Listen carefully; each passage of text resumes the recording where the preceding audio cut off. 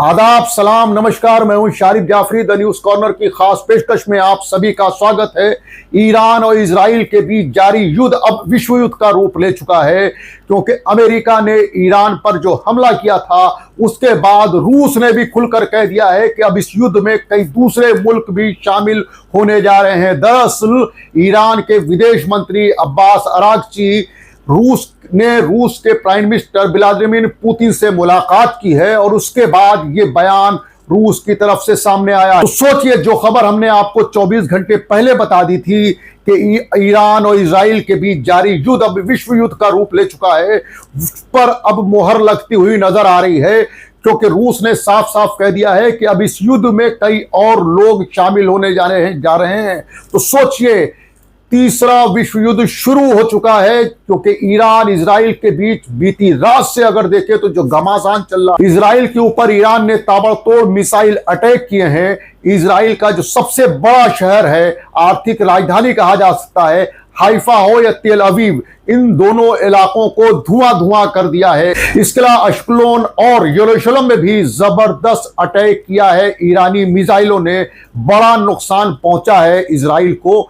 कई दिनों से देखा जा रहा था कि जो अटैक लगातार ईरान कर रहा था, अब वो और विध्वंसक हो गया है, क्योंकि युद्ध के बीच में अमेरिका ने ईरान की तमाम जो 3 न्यूक्लियर साइट्स थी उसके ऊपर जब अटैक किया तो ईरान ने भी ये दिखाने की कोशिश की है और अपनी पूरी ताकत झोंक दी है। बीती रात से लेकर लगातार खैबर शिकन मिसाइल के जरिए ईरान इजराइल पर अटैक बोल रहा है। इस हमले में बड़े पैमाने पर इजराइल का नुकसान हुआ है। आप सोचिए, जो इजराइल लगातार ये दावा करता था, इजरायली फोर्स ये दावा करती थी कि उसके आसमान अभेद हैं, उसको एक किले को कोई ध्वस्त नहीं कर सकता है, उसकी आईडीएफ यानी इजरायली डिफेंस फोर्स ने यह माना है कि उसका जो डिफेंस सिस्टम है वो फेल हुआ है, सायरन नहीं बच सका है, जिसकी वजह से तमाम जानें गई हैं और बड़े इलाके में बड़े पैमाने पर नुकसान हुआ है। इजराइल भी लगातार पलटवार कर रहा है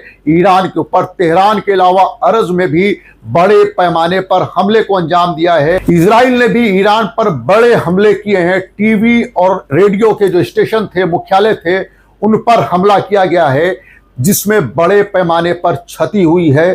तो ईरान पर इजराइल भी लगातार हमला कर रहा है, ईरान भी पलटवार कर रहा है। इसके अलावा बात करें तो अर्ज में एक डिटेंशन सेंटर था, उसके ऊपर इजराइल ने हमला किया है। इजराइल की कोशिश यह है कि जो लोग जेलों में बंद हैं, उनको सरकार विरोधी गतिविधियों में जो लोग गिरफ्तार किए गए थे, उनको किसी सूरत से जेलों से बाहर निकाला जाए।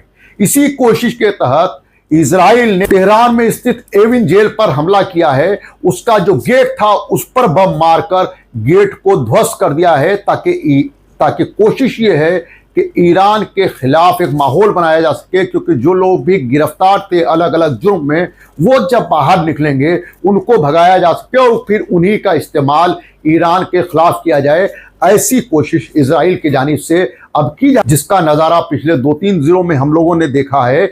यही वजह है कि इजराइल लगातार अमेरिका के सामने गिड़गिड़ाता हुआ नजर आया, जिसके बाद अमेरिका ने ईरान की तमाम जो न्यूक्लियर साइट थी उस पर हमला बोला है। आज की बड़ी खबर एक ये भी है कि इजराइल ने ईरान के फोर्डो न्यूक्लियर प्लांट पर फिर हमला किया है, बमबारी की है। इसके अलावा मिसाइल से भी तमाम हमले किए हैं, ताकि फोर्डो न्यूक्लियर साइट जो है उसको नुकसान पहुंचाया जा सके, उसको ध्वस्त किया जा सके।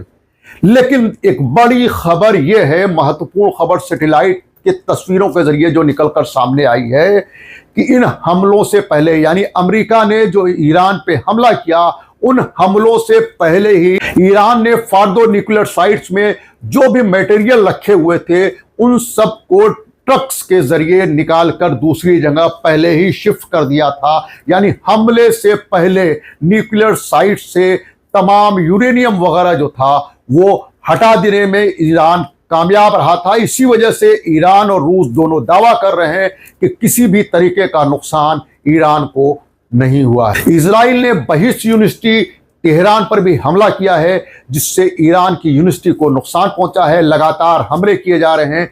6 एयर बेसिस पे भी इजराइल लगातार अटैक कर रहा है, ताकि ईरान की जो सेना है उसको कमजोर किया जा सके, जिसका जवाब ईरानी डिफेंस सिस्टम दे रहे हैं। इजराइल डिफेंस फोर्स की तरफ से यह दावा किया गया है कि उसने 6 ईरानी एयरबेसेस पे हमले किए हैं, जिसमें 15 लड़ाकू विमान भी ध्वस्त कर दिए गए हैं। तो ये अगर ऐसा हुआ है तो यकीनन ये ईरान के लिए एक बड़ा नुकसान है, बुरी खबर है, क्योंकि यूं भी जो लड़ाकू विमान है ईरान के पास कम और पुराने हैं। आज की सबसे बड़ी खबर यह है कि मॉस्को में रूसी राष्ट्रपति व्लादिमीर पुतिन की ईरानी विदेश मंत्री अब्बास अरागची के साथ मुलाकात हुई है। काफी लंबी बातचीत रही, पूरी डिटेल में बातचीत हुई है।